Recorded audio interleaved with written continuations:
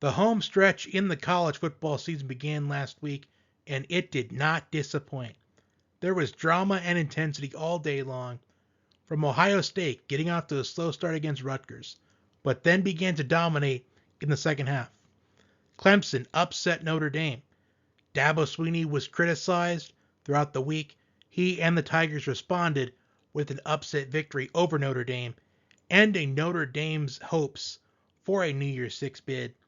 Top 10 teams, Texas and Ole Miss, escaped with 3-point wins. Missouri did everything they could to take down Georgia, but in the end, Georgia was just too good. In the final Bedlam game for the time being, Oklahoma State upset Oklahoma behind a 137-yard, two-touchdown performance from running back Ollie Gordon. Washington took care of business against USC on the road in a high-scoring ball game. Alabama once again dominant in the second half, this time against LSU and their high-octane offense. Arizona picked up another top 25 upset win with a dominant performance against UCLA. I also want to mention, Army handed Air Force their first loss of the season. What does Week 11 have in store for us? We have a stacked lineup this week. The 7 matchups on the docket this week: Miami, Florida State, Alabama, Kentucky, USC, Oregon, Tennessee, Missouri, USC, Washington, Michigan, Penn State, and wrapping things up with our game of the week, Ole Miss and Georgia. Without further ado, let's get right into the Week 11 college football predictions. First game on the docket this week, Miami and Florida State. A rivalry matchup and one of the best rivalries in college football. I frequently say anything goes in a rivalry game, and it's true, especially the later on we get into the season. You have one team in Miami who has nothing to lose at this point in the season. They have lost 3 out of their last 5 games. And we have another team in Florida State with everything to lose at this point in the year. Right now, they are 4th in the college football playoff rankings. They have college football playoff aspirations. And when you're a team that has college football playoff aspirations this late in the season, the last team you want to face off against is a team with nothing to lose, especially a rival. Miami, they are in a position to be a massive spoiler in the college football playoff race, and they can cause some chaos.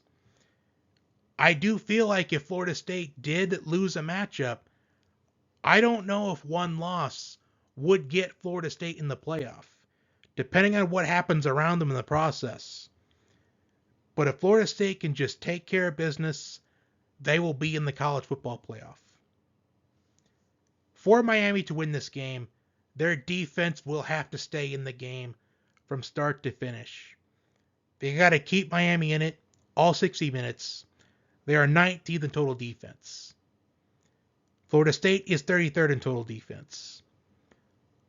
Florida State averages 39.6 points per game, which is 9th in the FBS. Miami is averaging 32.1 points per game, 37th. Florida State is allowing an average of 17 points per game, 16th in the FBS. Miami 20 points per game, which is 29th. Miami quarterback Tyler Van Dyke has struggled in the last 4 games. 5 touchdown passes to 10 interceptions.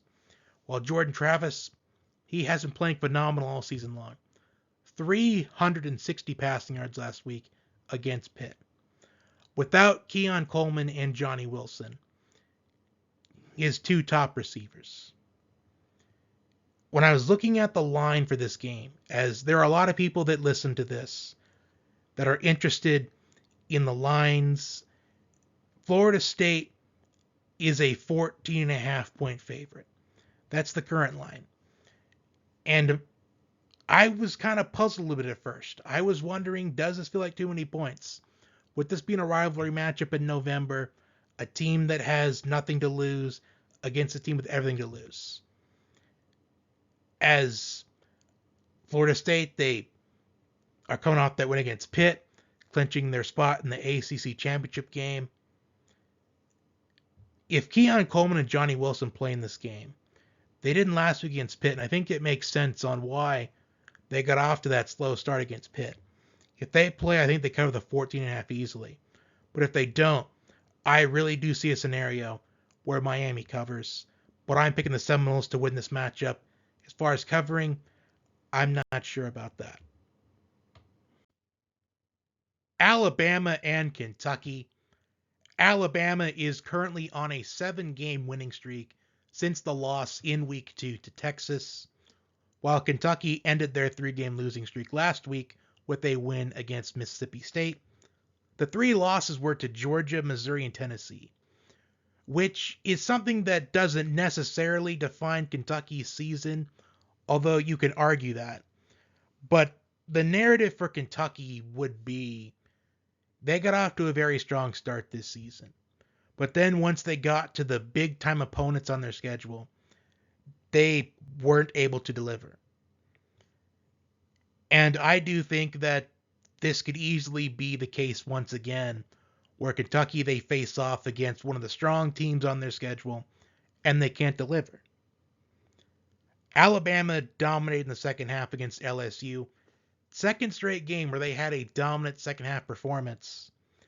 After really struggling in the first half, they had a hard time stopping Jaden Daniels.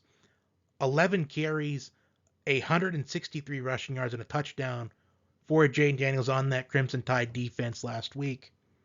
But Jalen Milroe had 4 rushing touchdowns himself. And the further along the second half went, the more we saw the Alabama team that we have gotten used to seeing in the Nick Saban era. And Alabama is in a very good spot to be one of those 4 teams in the playoff. Partly because they are just waiting for chaos to happen, and chaos is going to happen, as there are teams ahead of them that it's inevitable they're going to lose. Ohio State, Michigan are ahead of them. One of them's going to lose. Potentially for the Pac-12 championship, Washington, Oregon, one of them's going to lose. If Alabama runs the table, I think they have the resume to get into that playoff. Especially if it is Georgia that they do indeed beat in the SEC championship game. Running the table for them, they're in the playoff.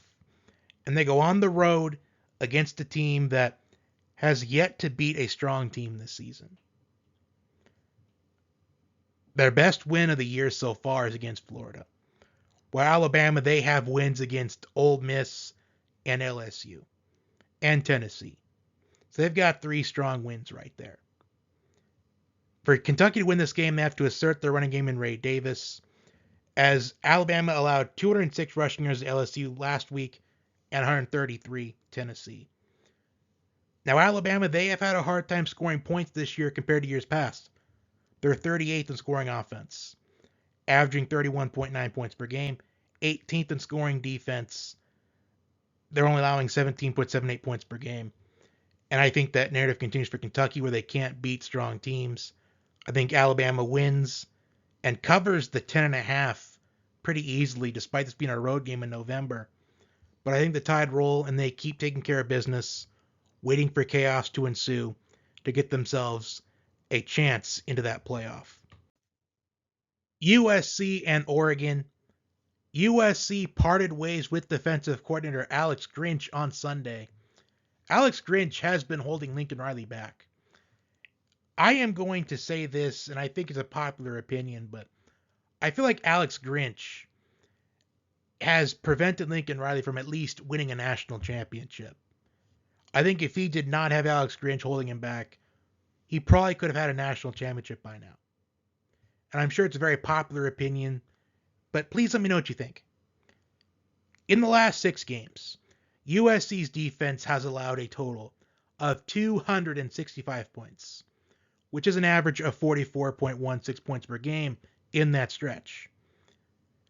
For the season, they're 121st in scoring defense, allowing an average of 34.5 points per game. However, USC is second in scoring offense, averaging 45.5 points per game, only behind Oregon, who's averaging 47.4 points per game. Caleb Williams is second in the nation in passing yards, only behind Michael Penix Jr. for Washington. The Trojans are 8th in total offense, and the Ducks are 2nd in total offense. Oregon is 11th scoring defense, allowing an average of only 16 points per game. Bo Nix in his final season as a collegiate quarterback, 2,723 passing yards, 25 touchdown passes, and only 2 interceptions so far on the year, and one of them was against Cal last week. Troy Franklin is close to 1,000 receiving yards on the year, and I think he gets that in this game. Bucky Irving has also had phenomenal games for Oregon throughout this season. And I do think this game will be back and forth.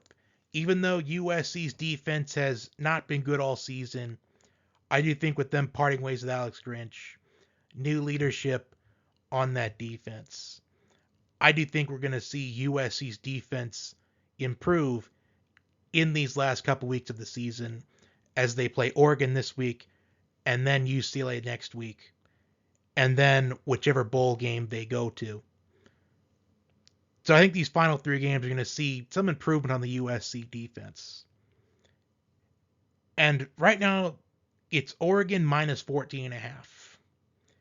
Even though Oregon's defense is miles better than USC's defense, I just think this is too many points for a matchup where both of these offenses are capable of scoring points at will.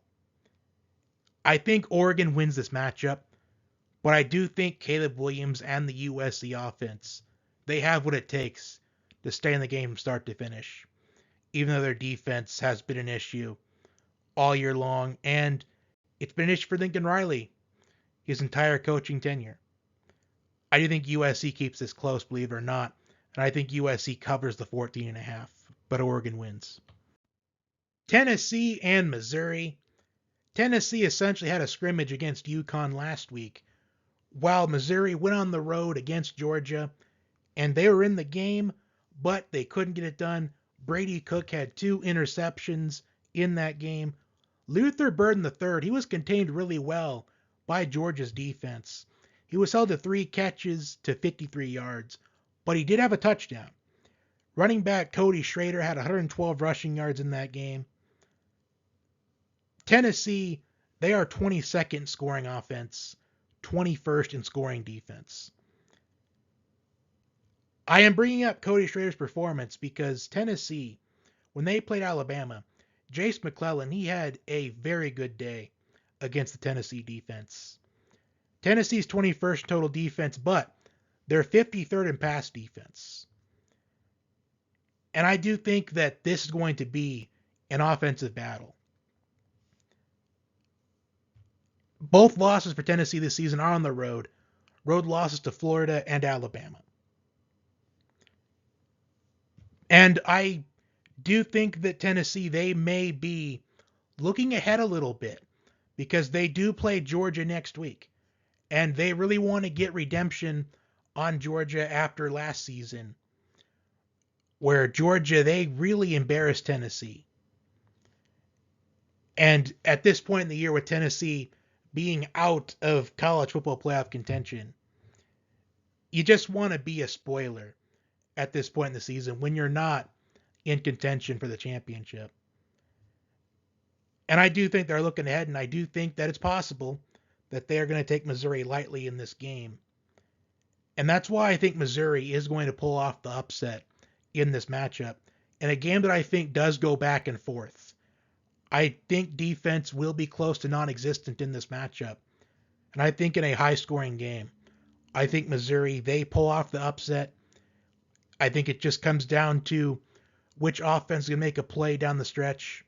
And I think that will be Missouri's. I also think the home crowd is going to play into their favor, and Tennessee loses another road game this season as they're looking ahead to Georgia next week. Utah and Washington, and this game to me, it comes down to one big thing. Can Utah's defense keep Utah in the game, as Utah's offense has struggled all season to get points on the board? They are 79th in scoring offense, only scoring an average of 25 points per game. Their defense, however, has only allowed 15.89 points per game, which is ninth.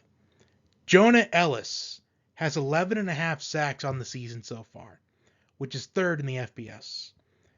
They have the best third down defense in college football. Opponents are only converting on third down 25.2% of the time. And I also want to add, Utah is first in time of possession. So I anticipate that Utah is going to attempt to run the football, to try to milk the clock, to keep Michael Penix Jr. and the Huskies offense on the sidelines. As Washington is fourth in total offense. They are fourth in scoring offense, scoring an average of 41.7 points per game. Michael Penix Jr. is leading the FBS in passing yards with 3,201. And I think Michael Penix Jr. needs to be the frontrunner for the Heisman Trophy, if he isn't already, because I do know that there are a lot of people who have been talking about J.J. McCarthy for Michigan. Although I do think Michael Penix Jr. has had a better season than him. I think that's basically because Michigan is ranked higher than Washington right now. But as far as I'm concerned, Michael Penix Jr. has been the best player in college football this season, in my opinion. But to pull off an upset on the road, Utah's defense will have to keep Utah in this game from start to finish. And going into the USC game last week, there were some concerns about Washington's offense, as they struggled to put points up on the board against Arizona State, and then against Stanford the next week. They showed improvements compared to that last game against Arizona State, but there were still some concerns. But then they put up 52 on the road against USC. Utah is a much better defense than USC's. But I think at the end of the day, I think that Washington will win this game. I don't know how long Utah's defense will be able to keep Utah in the game. I do think this is going to look pretty similar to when Utah played Oregon. And we all know how that one ended. I think Washington wins this game. I think they win it convincingly. I just don't think that Utah's defense is going to be able to keep them in it the entire game. I think they're going to get tired by the middle of the third quarter, and I think Washington pulls away. Next up, we have a massive showdown in the Big Ten, Michigan and Penn State. And as I'm recording this, Michigan has been notified by the Big Ten Conference about potential disciplinary actions, as Michigan has been at the center of attention in college football in these last few weeks. But they have continued to overcome those distractions. Can they continue to do so as they get into the most difficult part of their schedule? Penn State on the road this week. Ohio State to end the regular season. The Big Ten championship game if they get there. The college football playoff if they get there. This matchup this week against Penn State. On paper, it feels like as close to an even match as you can get. Michigan, first in scoring defense, only allowing an average of 6.67 points per game. Penn State, third in scoring defense, only allowing an average of 11.9 points per game. Michigan, first in total defense. Penn State, second total defense. Michigan, fifth in scoring offense. Penn State, sixth in scoring offense. Michigan is second in third down conversion percentage, converting on third down 55.6% of the time. Penn State is third in fourth down conversion percentage, converting on fourth down 84.2% of the time. And I'm bringing this up because just like the Ohio State game a couple weeks ago, I think it's going to come into play in this matchup. Michigan is the least penalized team in college football, and that is a big reason why they have been dominating everyone they've played, as they have been disciplined all year long. Penn State is third in time of possession. Penn State is first in turnover margin. Last year in this matchup, Penn State held their own in the first half. In fact, they took a lead in the early third quarter, but then their defense gave up big plays. 60-plus yard touchdown runs by Donovan Edwards and Blake Corum back-to-back. That changed momentum in that game, and that is where Michigan started to dominate. In the matchup last year, Donovan Edwards, 173 rushing yards and 2 touchdowns. Blake Corum, 166 rushing yards and 2 touchdowns. Donovan Edwards averaged 10.8 yards per carry in that game, and Blake Corum averaged 5.9 yards per carry. For Penn State to win this game, their defense needs to not give up those big plays like they did last year in the game that they were winning at one point in that third quarter, but they surrendered the momentum by those 60-plus yard touchdowns back-to-back. Unfortunately, though, I do think it's going to be fairly similar to Penn State and Ohio State a couple weeks ago. I think that it's going to be a defensive battle throughout most of the first half, maybe throughout most of the game in this situation. And it's going to come down to which offense makes the plays, and I think that will be Michigan's offense. The current narrative for Penn State is that James Franklin can't win the big games. In the James Franklin era, Penn State is 1-12 against top 5 teams. And I think that narrative does continue. But this is going to be the toughest team that Michigan has faced so far this season. I do think they get it done. I don't know if they're going to necessarily dominate this game like they have in every other game this season, but I still think Michigan, they get the big road win. And once again, we're going to be asking questions on James Franklin and how he can't win the big games.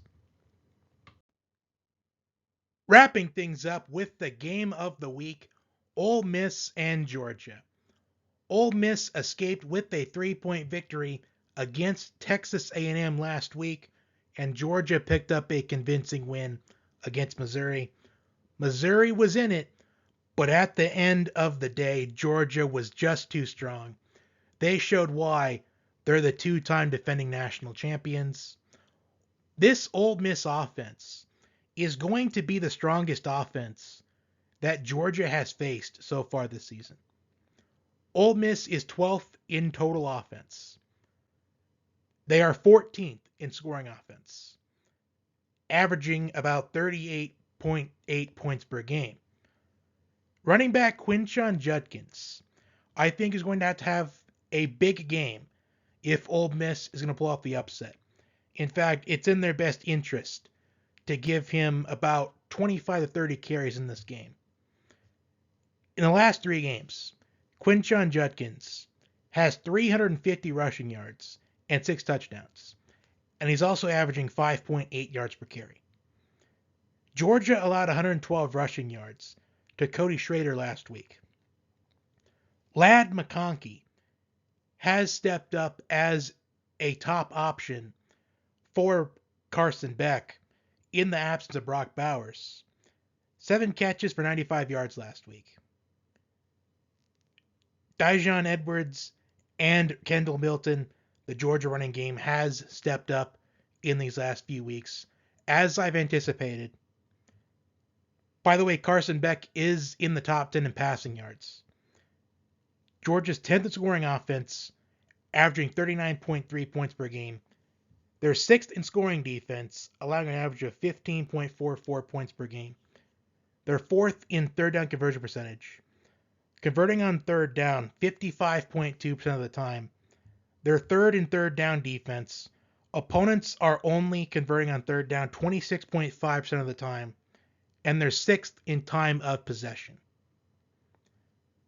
The way I see this game playing out, Georgia, they got a convincing win against Missouri last week.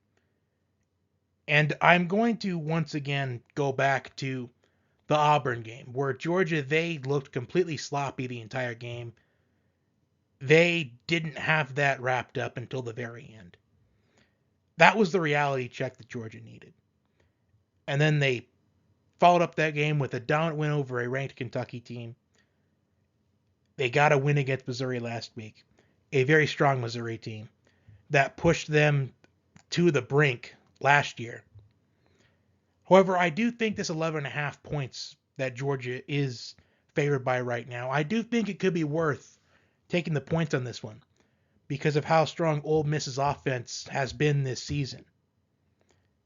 I think Georgia wins, but I do think that Ole Miss may be able to cover in this one and make this a game, as this is the strongest offense Georgia has seen so far this year. But I'm picking the Dogs to win and keep up that winning streak on their quest for a three-peat. And that will do it for my Week 11 college football predictions. If there was a game I did not predict today that you would like my thoughts on, please leave it in the comment section and I will respond. Also, a new top 25 ranking will be in the comment section pinned, as always. Like, share, comment, subscribe, and enjoy the college football this weekend, as we are it's a sprint to the finish. It's a race to the finish line. We will see what Week 11 has in store for us.